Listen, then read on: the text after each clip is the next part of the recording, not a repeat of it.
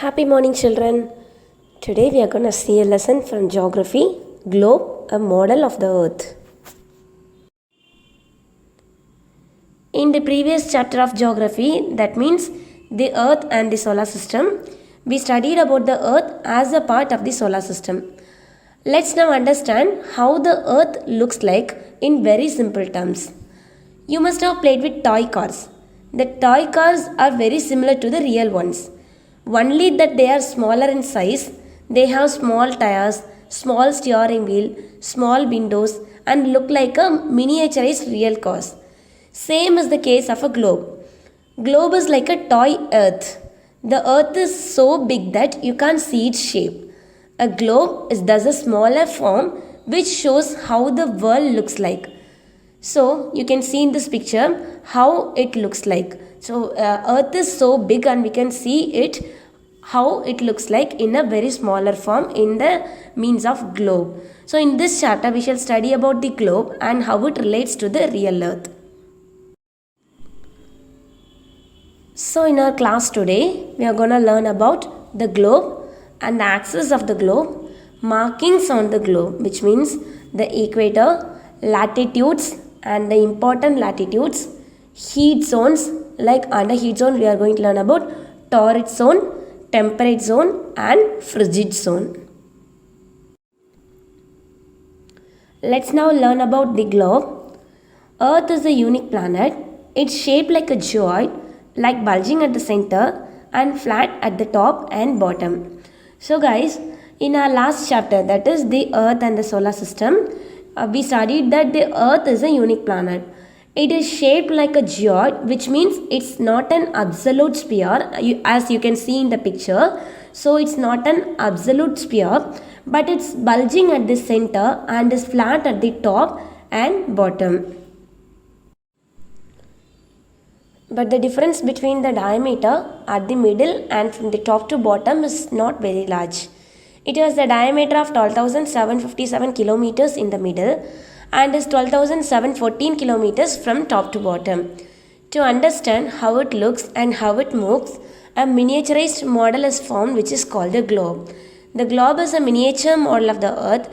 It shows where and how the various landmasses exist and where there are rivers and oceans. So guys, we have learned that the earth is like a geoid shape which is not an absolute sphere, but it's bulging at the center and is flat at the top and bottom.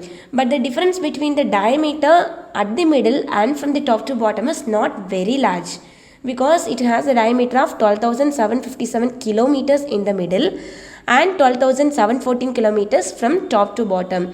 And we must understand the fact here that why globe is made. So to understand how this looks, so to understand this, the difference between this diameter, how it looks and how it moves, a miniaturized model is formed, that is called a globe. So the globe is a miniature model of the earth. So from globe we can understand that where and how the various landmasses exist and where there are rivers and oceans. So if you can see in the picture of a globe, you can see where there are rivers and oceans very easily and how the various landmasses exist too. It is anchored at 2 points at the top and bottom. This allows it to rotate freely. The 2 points on the top and the bottom where the globe is anchored denote the North Pole and the South Pole respectively. So guys, we know that anchor is a point where it stops something. So we saw that globe is a miniature model of the earth, and we can see how the land masses exist and rivers and oceans in the picture of a globe. So this globe is anchored at 2 points. So see in the picture of a globe, it's anchored at 2 points, which means at the top and the bottom. So with the anchor of the 2 points, that is at the top and the bottom, it stands very quietly, which means it stands very easily. And these anchors are allowing the globe to rotate freely. So we can rotate the globe and see where there are rivers and oceans and the places very easily. And the 2 points on the top and the bottom where the globe is anchored denote the North Pole and the South Pole respectively. Let's see about axis of the globe. The imaginary line passing from one point of anchor to the other is known as the axis of the earth. So children, the picture is given here for the model of the axis of the globe. See the picture, there are lines from the anchors given.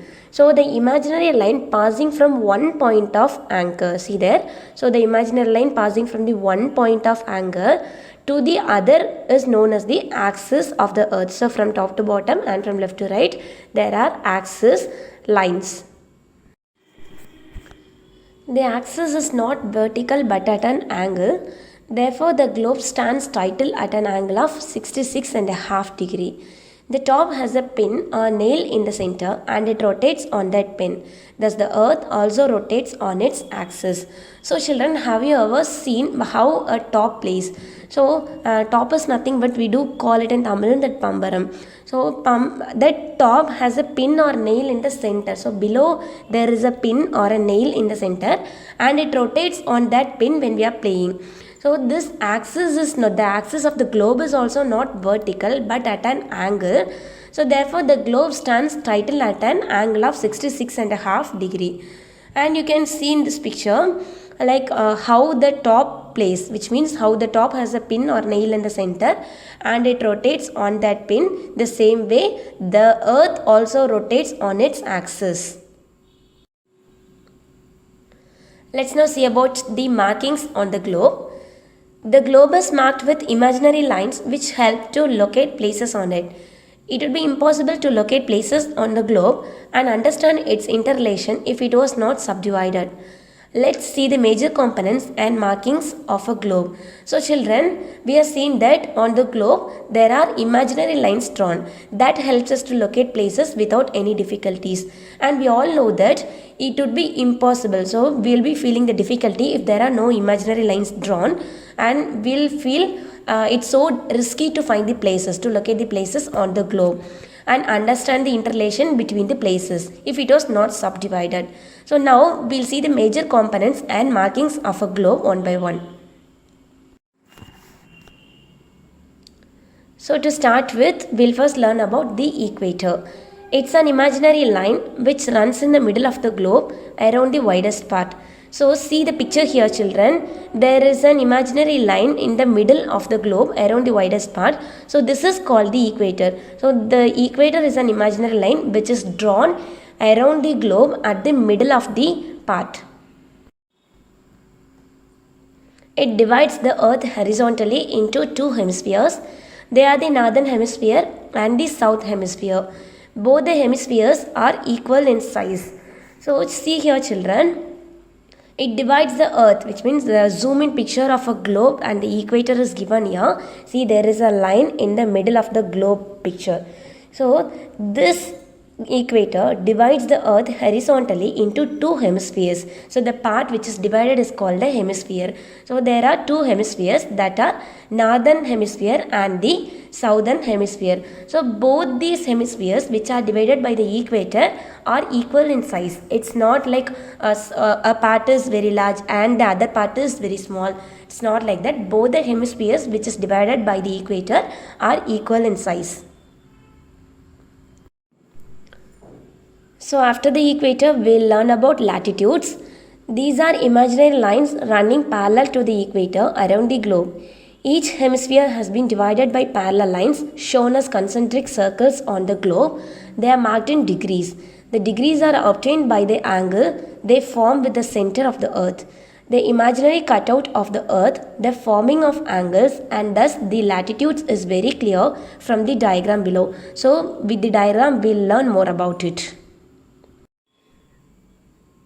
See the diagram here children, as we have seen in our last slide. So there is an equator line around the globe and there are so many imaginary lines drawn, and the equator has divided the globe into two divisions, that are two hemispheres, the northern hemisphere and the southern hemisphere. So these imaginary lines running parallel to the equator around the globe, and each hemisphere which are divided by the equator has been divided by parallel lines shown as concentric circles on the globe, and these lines are marked in degrees, and the degrees obtained by the angle they form with the center of the earth, and we can see the imaginary cutout of the earth and the forming of angles. So all these lines are showing us the latitude is very clear from this diagram.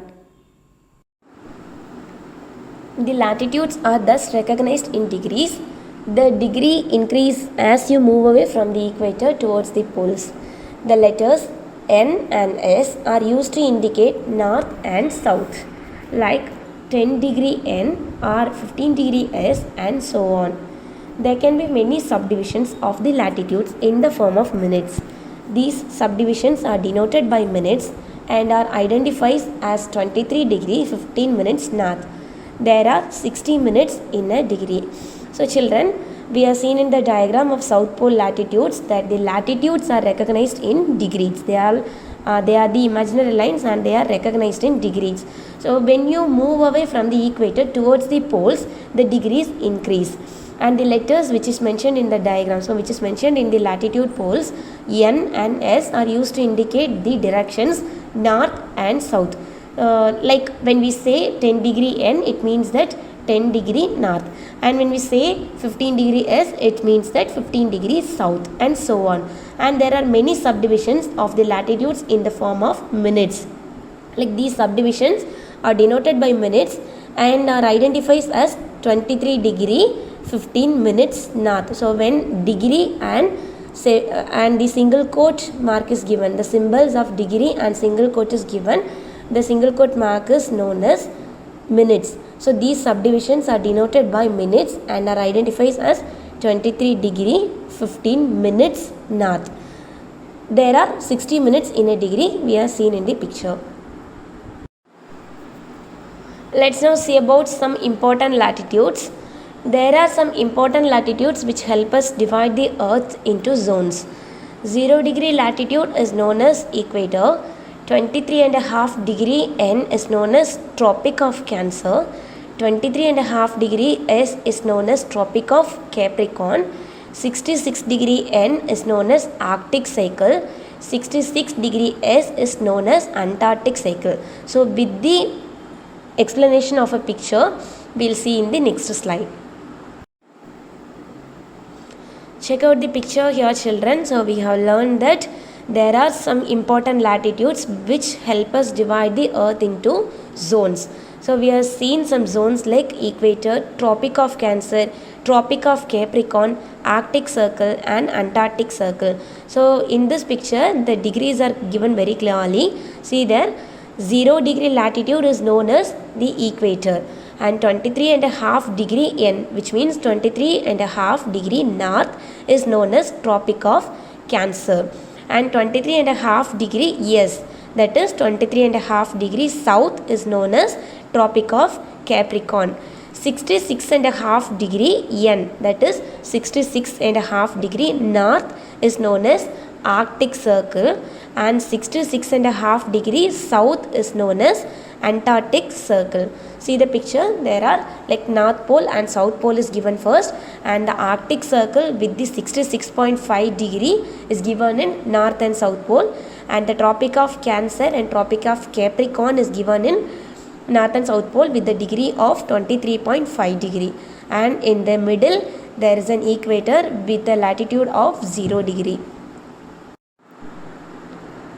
Let's learn about the heat zones, children. The Earth's surface does not get the same amount of heat from the sun. This happens because the distance of the Earth's surface from the sun varies due to the curvature of the Earth. So listen here, we all think that the Earth's surface get the same amount of heat from the sun, but it is not the fact. Actually, the surface of the Earth doesn't get the same amount of heat from the sun, because this happens because of the distance of the Earth's surface from the sun. So there is a differentiation in the distance of the Earth's surface from the sun. So it varies due to the curvature of the Earth. Curvature is nothing but it is the degree to which a curve deviates from a straight line. So this deviation, so this distance of the Earth's surface from the sun varies due to the curvature of the Earth, so that the Earth's surface is not getting the same amount of heat from the sun. So in the picture which is given here, we can see there are different types of zones are there in the heat zones.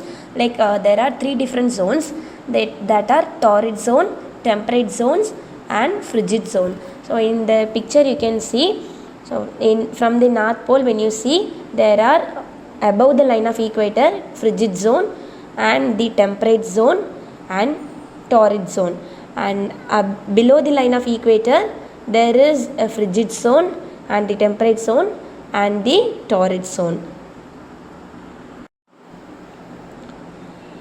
Let's now start with the torrid zone.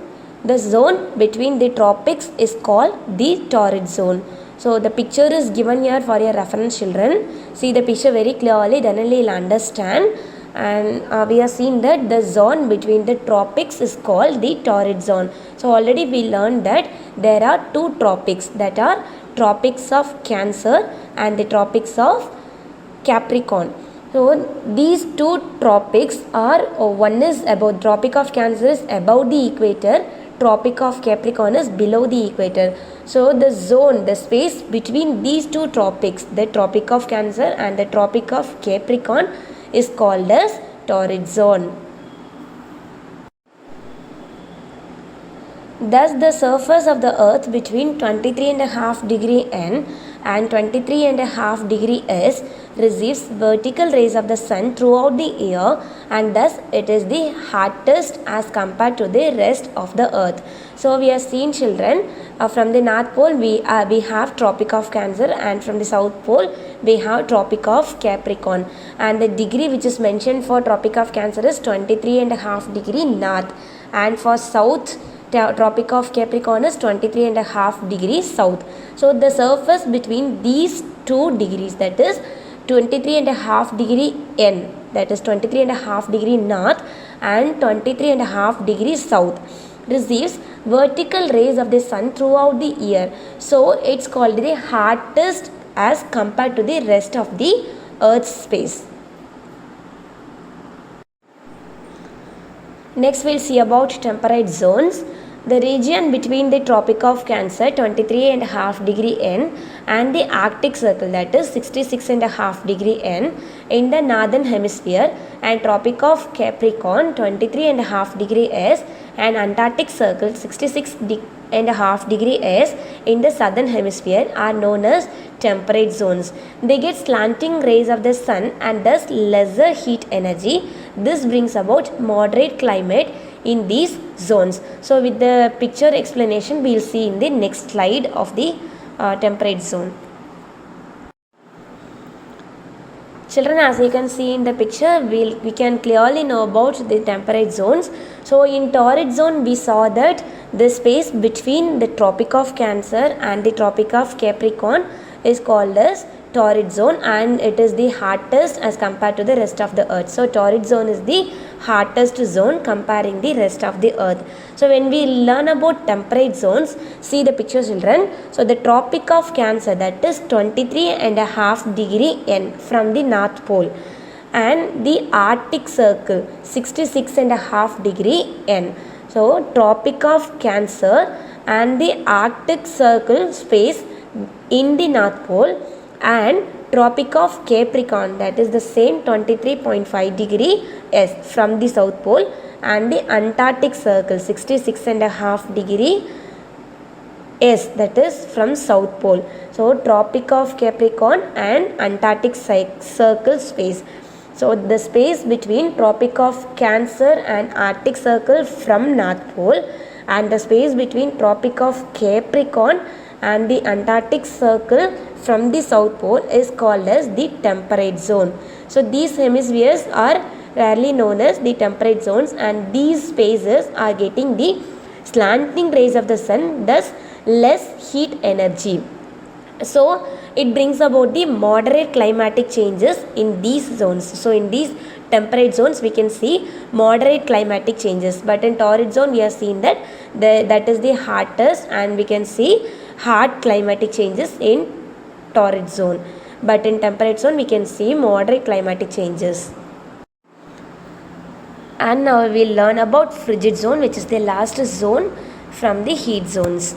The region between the Arctic Circle 66.5 degree N and the North Pole in this northern hemisphere and Antarctic Circle 66.5 degree S and South Pole in the southern hemisphere are known as frigid zone. They get highly slanting rays of the sun and thus very little heat energy. The sun remains hardly above the horizon and thus region remains extremely cold. Having seen the horizontal lines or latitudes on the globe, let's not move on to see the vertical lines, which are also imaginary but very important for our life on the earth. So we'll see the explanation in the next slide with the explanation of a picture. Check the picture, children. So from the North Pole, that is mentioned at the top, so the top North Pole, from the North Pole, the space between the Arctic Circle 66.5 degree N and the North Pole, and down when you see from the South Pole between Antarctic Circle and South Pole. So the space between Antarctic Circle and South Pole are known as frigid zone. So from the North Pole till Arctic Circle and from the South Pole till Antarctic Circle spaces are known as frigid zones. So these zones highly get slanting rays of the sun, so it gets very little heat energy. So the sun remains hardly above the horizon and this region of frigid remains extremely cold. So we have seen that torrid zone always remains hot and the temperate zone compared with the other zones, it has a moderate climatic changes in the season, and when in frigid zone the climate will be extremely cold. So that's the end of today's class, children. We have seen about the horizontal lines or latitudes on the globe, and in our next class we'll move on to see the vertical lines, which are also imaginary but very important for our life on the earth. And I want you to complete the homework activity and the worksheet which is given in the PDF format. Let me catch you all with the next part of this lesson. Thank you all.